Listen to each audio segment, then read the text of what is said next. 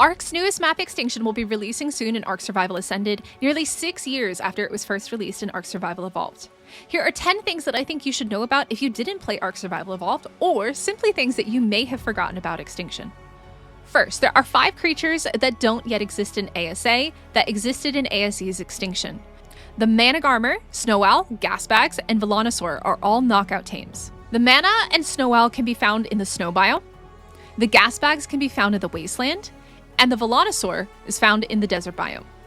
The Gotcha, however, is tamed passively by dropping items on the ground such as stone, metal, structures, or even berries.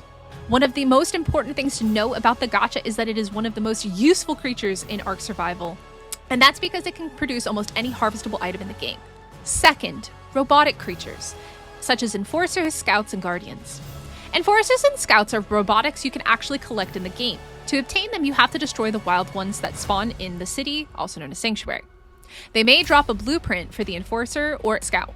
Guardians, on the other hand, are not collectible or attainable. They are aggressive creatures that will attack on sight. Third, items. Extinction is when we first received the taxidermy tools, delivery crate, dino leash, and tech bridge.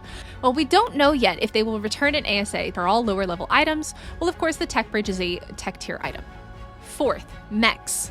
Meks are Gundam-like robots you can craft and control. These were a game changer in ASE, and they can be acquired by completing orbital supply drops. The harder the difficulty, the better quality of the BP that will be dropped. Fifth, orbital supply drops or OSDs. These spawn in the Wasteland. There are different difficulty levels depending on the color of the drop, and for almost all of them, you will have to survive 5 waves to claim the loot. However, the purple drops are an infinite number of waves, and you can choose to end it whenever you want.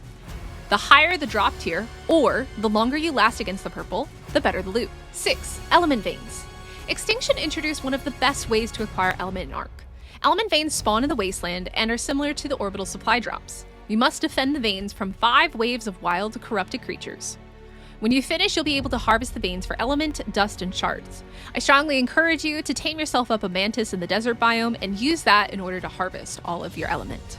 7. Unstable element, element shards, and element dust. Extinction brought with it different forms of element. And while it hasn't yet been confirmed whether tech creatures are going to be returning in ASA, there are different ways that you can acquire these different forms of element. Within the city limits, there are harvestable structures that you can use to acquire metal, crystal, and of course, element dust. Element veins do drop hard element, element shards, and element dust. And if you go to a city terminal, you can use that to change the element into different forms. 8. City terminals. Located in the city, also known as the Sanctuary, and in the desert and snow biomes, as well as outside of the sunken forest, city terminals are where you can change element into its different types.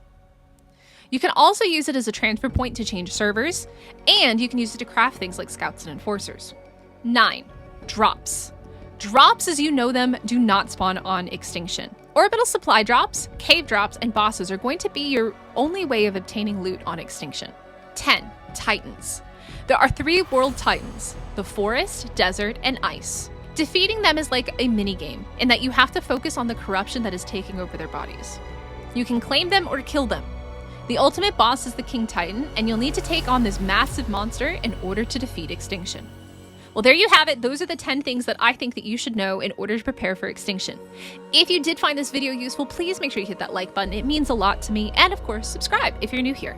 I'll be doing more guides on Extinction in addition to my own playthrough, and I hope to see you there.